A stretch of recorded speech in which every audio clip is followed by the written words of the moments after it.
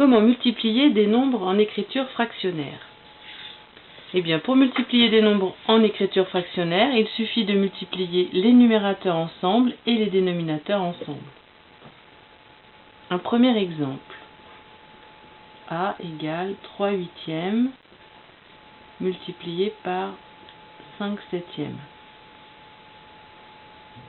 On multiplie les numérateurs ensemble, 3 fois 5 sur 8 fois 7. Avant d'effectuer les calculs, on observe chacun des facteurs pour voir si une simplification est possible. 8 n'est pas un multiple de 3, ni de 5, donc on ne peut pas faire de simplification.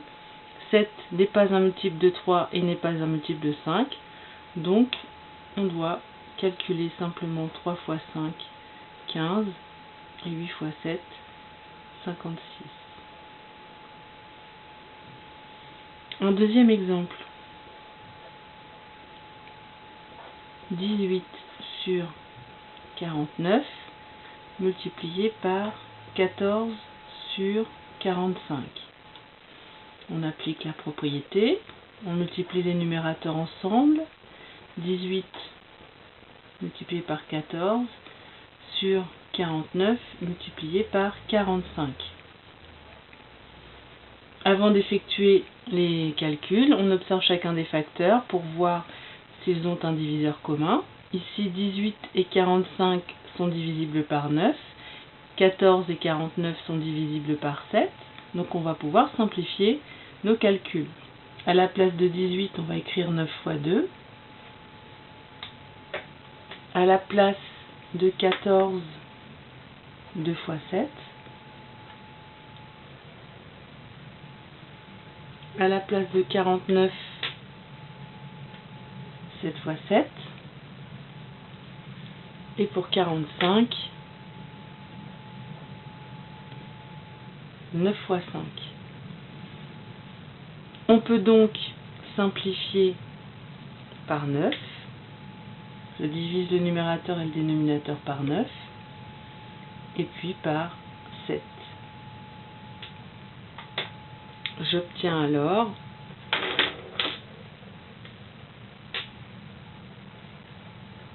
2 fois 2, 4, 7 fois 5, 35. Et j'obtiens mon résultat sous la forme d'une fraction irréductible, c'est-à-dire qu'on ne peut pas simplifier, qu'on ne peut plus simplifier. Donc attention, il faut penser à simplifier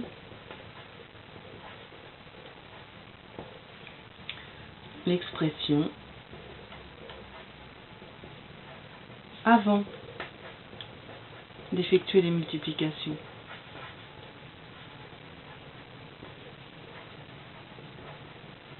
Alors c'est possible évidemment. Dans le cas numéro 1, c'était pas possible, donc on avait simplement calculé. Et puis dans ce cas-là, c'est quand même plus simple de simplifier les calculs. Alors, ça c'est niveau 5e, 4e, sauf qu'en 4e, on rajoute éventuellement des nombres relatifs, et à ce moment-là, il faut appliquer la règle des signes, en premier.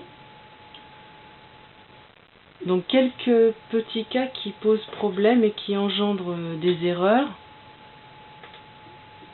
Par exemple, si on devait calculer C égale à 5 sixièmes multiplié par 4, ils font penser que 4, c'est 4 sur 1. Et donc le 4 va avec le numérateur 5. Il ne faut surtout pas le distribuer. Certains élèves distribuent le 4 au numérateur et au dénominateur, ce qui est faux.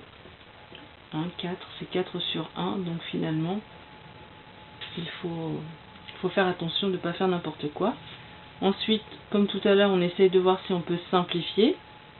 Ici, si ces 4 est en paire, on peut simplifier par 2. À la place de 4, on écrit 2 fois 2. À la place de 6, 2 fois 3.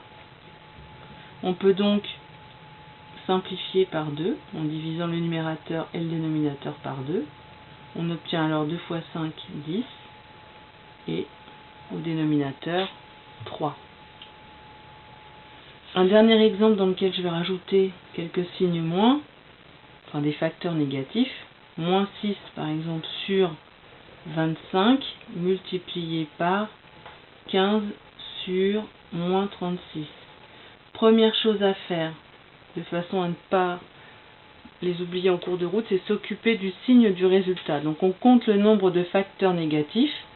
Si le nombre de facteurs négatifs est pair, le résultat sera positif. Si le nombre de facteurs négatifs est impair, le résultat sera négatif.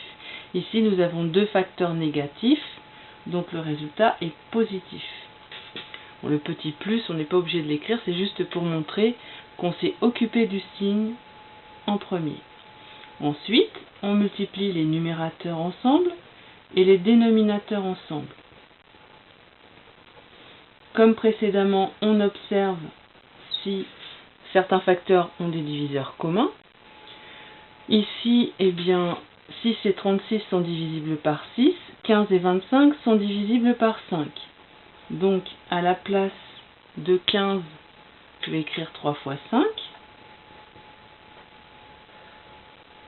À la place de 25, on va écrire 5 fois 5.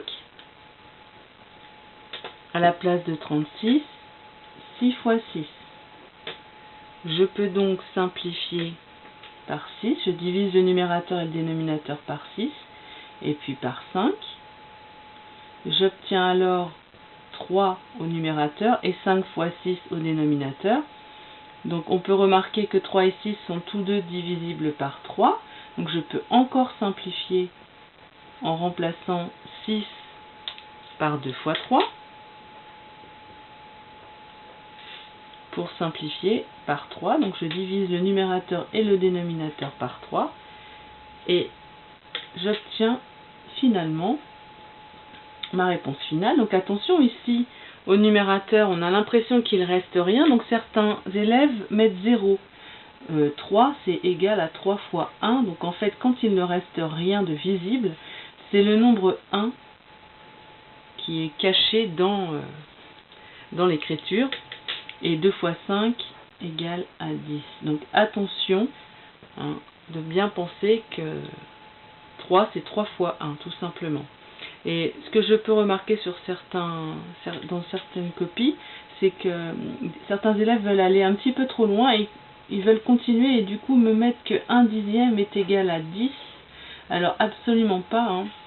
1 dixième de bonbon, c'est pas pareil que si j'avais 10 bonbons. Donc attention à ne pas vouloir simplifier à outrance les écritures fractionnaires. Bien faire attention à ce qu'on écrit et réfléchir avant d'écrire justement. Donc voilà pour la multiplication de nombres en écriture fractionnaire.